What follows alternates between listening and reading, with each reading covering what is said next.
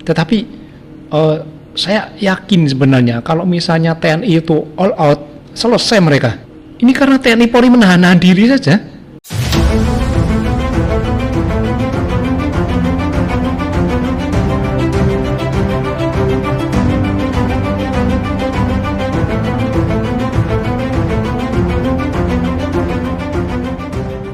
Namanya perang lalu melahirkan sakit hati yang tidak pernah bisa terobati. Oke, baik. Assalamualaikum warahmatullahi wabarakatuh. Salam damai sejahtera bagi kita semua. Om Swastiastu, Namo Buddhaya, salam kebajikan. Hari ini kawan-kawan Koma Indonesia sudah ada bersama dengan saya, yaitu pengamat intelijen Bang Stanislaus Rianta. Halo Bang Stanis. Selamat siang Abang. Siang Bang. Abang tambah cerah aja ini. Iya, harus cerah kan biasa ya. Iya, harus cerah lah. Gimana kabarnya Bang? Baik, sehat. Kita tahu bahwa perang itu politik Bang. Ya. Karena kegiatan untuk mencapai tujuan itu politik, berarti perang pun politik.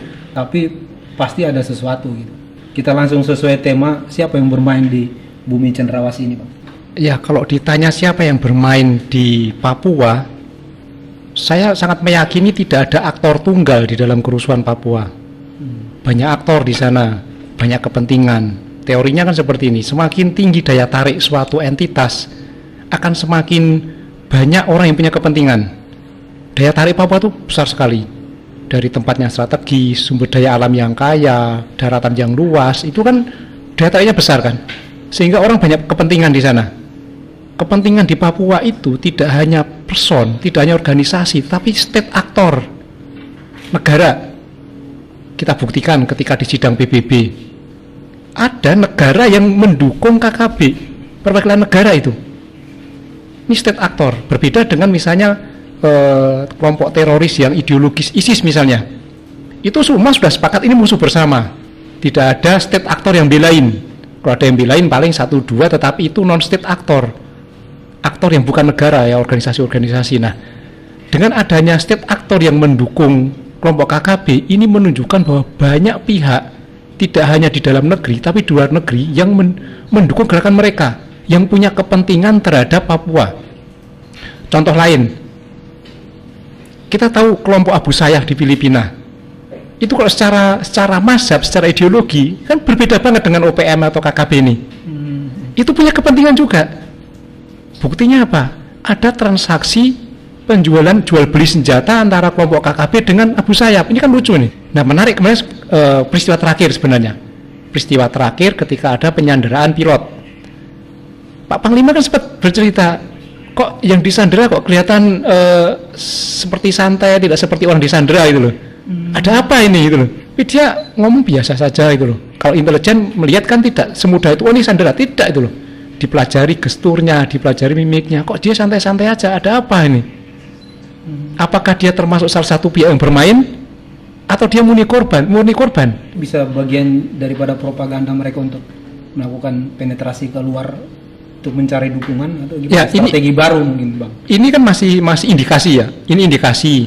Pak Panglima kan sempat menyatakan dia melihat bahwa pilotnya kok tidak seperti orang di bawah tekanan. Saya pertama juga melihat kok semudah itu, seperti penculikan semudah itu peristiwanya kan. Dia diculik, kemudian penumpangnya dibebasin, ya kan? Kok hanya dia yang orang asing yang diculik dan pakaiannya ganti, kemudian bersih, tubuhnya juga sehat, tidak seperti orang yang dalam kondisi tekanan itu. Saya juga berpikir ada apa ini, kan? Apakah dia murni korban penculikan atau dia sebenarnya aktor, ya kan? Ini yang harus diselidiki oleh intelijen untuk memastikan sebenarnya negara kita, NKRI, termasuk Papua yang menjadi bagian dari NKRI, jangan sampai diobok-obok dimainkan oleh pihak lain. KKB dan gerombolannya itu membuat mereka banyak kelompoknya kan. Yeah. Kemudian mereka punya satu tujuan untuk bagaimana memperjuangkan kemerdekaan versi mereka. Gitu. Yeah. Terkadang mereka boleh menyerang kita gitu, menyerang para aparat kita gitu kan. Baik dari TNI, Polri, termasuk masyarakat pun jadi korban. Namun kalau ketika TNI dan Polri sendiri bagaimana berusaha untuk menghalau itu, dibilang pelanggaran HAM. Ya, ini strategi mereka kan. Ini strategi dari kelompok-kelompok KKB selalu memancing ketika nanti TNI Polri masuk, dia akan menggunakan narasi-narasi HAM. Kalau menurut saya sih begini, TNI Polri hadir di Papua itu untuk tugas pertama adalah menciptakan rasa aman dan melindungi masyarakat. Ketika masyarakat diganggu, terbukti kan dalam beberapa kali masyarakat ada yang dibunuh, ditembak, TNI Polri kan wajib melindungi, bahkan TNI Polri itu diberi kewenangan menggunakan senjata, itu digunakan untuk melindungi masyarakat dari apa? Dari pihak-pihak, terutama ya pihak itu juga menggunakan senjata. Betul. Jadi tidak perlu takut ketika misalnya ada serangan terhadap masyarakat yang nyerang menggunakan senjata, TNI Polri gunakan itu, karena tugasnya adalah untuk melindungi masyarakat itu. Persoalan narasi itu nanti dianggap melanggar HAM, ini mereka yang melanggar duluan kok. Ya tentu ada 1-2 kasus ya, pelanggaran-pelanggaran itu dinamika lapangan yang akan sulit dihindari di daerah yang seperti itu gitu loh. Tetapi dari berbagai kasus yang ada, TNI Polri sudah tegas, pelanggar-pelanggarnya juga sudah dihukum gitu loh. Tetapi terus jangan dengan kasus itu menegasikan peristiwa-peristiwa pelanggaran yang dilakukan oleh kelompok KKB. Mereka brutal, guru ada, tenaga kesehatan ada, bahkan ini saya kira anak kecil ada, bahkan itu anak yang dari bidan sama apa ya, dari bidan yang dari kepala kampung kalau nggak salah. Ya, ada anak kepala kampung itu kan disiksa kan. Nah, kepala suku ya. Ya. Zaman dulu itu yang namanya guru sama tenaga kesehatan itu benar-benar dihormati. Sekarang mereka malah jadi target. Ini kan menurut saya sudah ada kekuatan yang lain yang membuat mereka itu memang ini negara nggak bisa diam gitu loh. Nggak bisa diam, masyarakat harus dilindungi, tapi kita tetap harus dalam kerangka seperti ini. Pendekatan yang paling penting adalah pendekatan dialog, terutama terhadap masyarakat. Bagaimana menformulakan pembangunan, terutama dengan dana otsus yang besar ini, supaya kualitas hidup masyarakat itu meningkat. Nah, ini masalahnya adalah peran Pemda. Pemerintah pusat sudah mengalokasikan dana otsus sangat besar, dikelola oleh Pemda. Bagaimana Pemda mengelola dana ini? Jelaskan misalnya di dalam suatu wilayah negara tidak hadir, terjadi kekosongan. Kekosongan ini bahaya, bisa dimanfaatkan kelompok KKB. Ini yang mereka lakukan itu. Tapi ketika negara hadir secara masif, gunakan dana otsus itu, Pemda turun di lapangan menyelesaikan masalah-masalah masyarakat, ruang-ruang kosong ini nggak ada. Misinya mereka itu selalu hasilnya itu merusak, mungkin seperti membakar sekolah, puskesmas dan fasilitas-fasilitas umum lainnya. Nah, namun kenapa Bang, walaupun misinya itu mereka itu merusak, namun masih ada negara-negara luar sana masih ada yang mendukung mereka gitu Bang? Ya, membakar sekolah, membakar puskesmas itu kan bagian dari teror sebenarnya. Merusak instalasi-instalasi yang untuk kepentingan masyarakat, objek vital itu kan. Sekolah apalagi puskesmas itu kan sebenarnya vital bagi kepentingan masyarakat kan. Dia menciptakan ketakutan itu loh. Nah, ini kan yang tidak diketahui oleh pihak luar di sana. Atau mungkin tahu tapi pura-pura nggak mau tahu, ya kan? Tetapi Indonesia harus berdaulat terhadap wilayahnya. Pemerintah harus berdaulat. Ketika ada aturan di negara ini, kemudian ada kelompok yang melanggar aturan, membuat kekacauan, harus tegas. Apalagi sampai menimbulkan korban jiwa. Biarkan mereka ada kelompok yang bersuara. Ini punya aturan kok. Akhir-akhir ini semakin menjadi melakukan pencegahan sudah, tapi kok mereka masih aja terus bergerak seperti itu. Saya kira dari dulu memang sudah ada kelompok ini ya. Cuman istilah menjadi itu kan karena nama mereka semakin dikenal karena pengaruh media sosial juga, pengaruh internet, sehingga mereka bisa melakukan publikasi, mereka bisa bersuara dengan mudah dan cepat. Nah, soal kendalanya ada kendala apa nih? Misalnya kendala bagaimana cara mengatasi mereka secara teknis, misalnya dalam situasi keamanan. Mereka memang menguasai medan. Mereka pintar sekali melakukan hit and run, melakukan aksi, kemudian dia kabur ke hutan. secara geografis juga mereka sangat-sangat benar-benar paham, sehingga kemenangan mereka ada istilah namanya tactical gap. Mereka menguasai itu. Ketika mereka melakukan aksi kabur, kesulitan akan mengejar aparat kita. Tetapi saya yakin sebenarnya kalau misalnya TNI itu all out, selesai mereka. Gitu bang. Iya. Ini karena TNI Polri menahan diri saja. Kenapa itu bang? Ya banyak pertimbangan kan. Banyak pertimbangan karena internasionalisasi isu, kemudian nanti cegat urusan HAM. Makanya TNI Polri masih menahan diri, masih mengedepankan dialog yang sekarang sedang dilakukan oleh tokoh-tokoh Papua, dilakukan oleh pemerintah daerah dalam kasus misalnya penculikan ini ya, penyanderaan ini, masih mengedepankan dialog.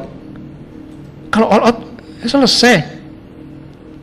Saya tidak ragu sedikit pun dengan TNI Polri kita.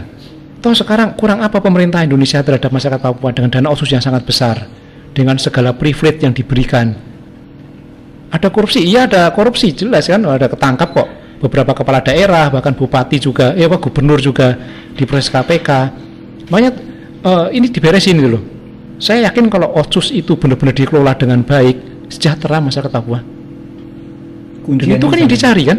Jadi bagaimana pemerintah hadir melalui pemerintah daerah, melalui apapun ya, kemudian meningkatkan kualitas hidup masyarakat. Karena kalau negara nggak hadir di masyarakat, yang hadir KKB. Membangun Papua harus dengan dialog. Iya. Kemudian dengan kasih juga lah gitu. Iya. Nah, kalau itu kan sebenarnya negara udah mulai lakukan. Iya. Tapi kenapa orang masih berbicara soal itu, membangun Papua harus dengan dialog dan dengan kasih itu, bang? Ya, itu pasti sudah dilakukan, tetapi juga perlu dievaluasi. Siapa yang diajak dialog? Jangan-jangan yang diajak dialog bukan representatif masyarakat. Jangan-jangan yang diajak dialog hanya orang luar. Atau mungkin kita salah melakukan pendekatan. Jangan-jangan pendekatan ala Jakarta, atau pendekatan ala Surabaya misalnya, atau ala Semarang misalnya. Yang dilakukan pendekatannya pendekatan sesuai dengan budaya mereka. Ada beberapa entitas yang sebenarnya bisa diajak untuk dialog sejak dini, misalnya entitas keagamaan, entitas budaya. Ini kan bisa diajak dikumpulin dulu kan, deketin tokoh-tokoh agama, deketin para pendeta, para pastor, yang mereka dipercaya masyarakat kan, tokoh adat, tokoh budaya diajak ngomong dulu, lalu mulai pelan-pelan masyarakatnya juga diajak ngomong. Kalau misalnya hanya tokoh-tokoh politik tertentu yang diajak ngomong, saya khawatir jangan-jangan itu bukan bagian dari masyarakat sesungguhnya. Jadi memang menurut saya cara mengeliminir ini negara harus hadir secara masif. Tetapi kan representasi negara itu tidak hanya pemerintah pusat. Ada pemerintah daerah kan, yang mengelola dana otsus ini kan pemerintah daerah. Mereka lah yang hadir. Jadi menurut saya sih, warga Papua, pilihlah wakil-wakil mereka, pilihlah kepala daerah yang benar-benar berkualitas, yang memikirkan masyarakatnya. Mulai dari pemimpin mereka dulu, dipilih yang baik sehingga ketika mengelola dana otsus juga bisa dikelola dengan baik. Ketika negara bisa hadir secara masif, ruang celah-celah ini bisa tertutup semua, ruang gerak KKB akan semakin kecil. Penegakan hukum juga harus dilakukan. Penegakan hukum dilakukan, dialog, lakukanlah dialog-dialog dengan tokoh-tokoh kunci. Otsus tadi ya? Soal dana otsus, kemudian kan bicara kalau dana otsus kan pasti tidak terlepas dengan otonomi daerah juga gitu. Ini kan hal yang udah dibangun bertahun-tahun, bertahun-tahun, namun perkembangannya juga masih begitu-begitu aja. Buktinya kan hari ini kita masih bicarakan soal itu aja. Jadi lemahnya di apa sih bang kalau abang melihat itu? Ya mungkin perlu pengawasan yang lebih serius, perlu monitoring evaluasi lebih serius. Kalau menurut saya aktivis-aktivis Papua, anak-anak muda Papua, mahasiswa-mahasiswa Papua, awasi dana otsus itu. Ini duit kalian itu loh, harus diawasi itu loh. Pemerintah Indonesia sudah mengalokasikan dana yang cukup besar untuk otsus. Bagaimana pengawasannya? Yang bisa mengawasi pemerintah. Nah, anak-anak muda sekarang, anak-anak muda Papua itu kan pintar-pintar kan, banyak sekolah di luar negeri, sekolah Jakarta juga banyak, di Surabaya banyak, di Jogja banyak. Ayo berkontribusi terhadap Papua, lakukan pengawasan penggunaan otsus. Ada menyimpang, laporkan itu loh. Ini duit kalian harus diawasi supaya penggunanya benar. Terkait persoalan KKB itu adalah negara harus hadir di tengah-tengah rakyat, kalau enggak yang hadir itu KKB.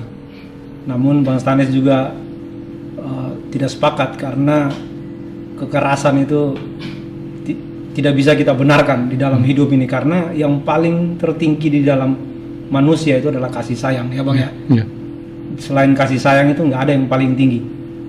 Kalau kekerasan itulah perbuatan yang tidak disukai oleh siapapun yang beragama di muka bumi ini, nggak ada yang sepakat dengan kekerasan, Bang. Oleh sebab itu, terima kasih kawan-kawan Koma Indonesia yang sudah menonton. Seperti sebelum penutup saya mau sampaikan, apapun di dalam hidup ini kamu boleh lakukan saja yang baik, namun jangan sampai titik kamu harus ada di koma. Oleh sebab itu hari ini Koma masih terus bergerak, karena kami percaya bahwa di dalam hidup ini kalau kamu titik, game over. Oke, baik, sampai kita berjumpa di kesempatan yang akan datang. Jangan lupa like, comment, dan subscribe-nya agar kami terus berkembang di tengah-tengah masyarakat. Sampai kita berjumpa lagi.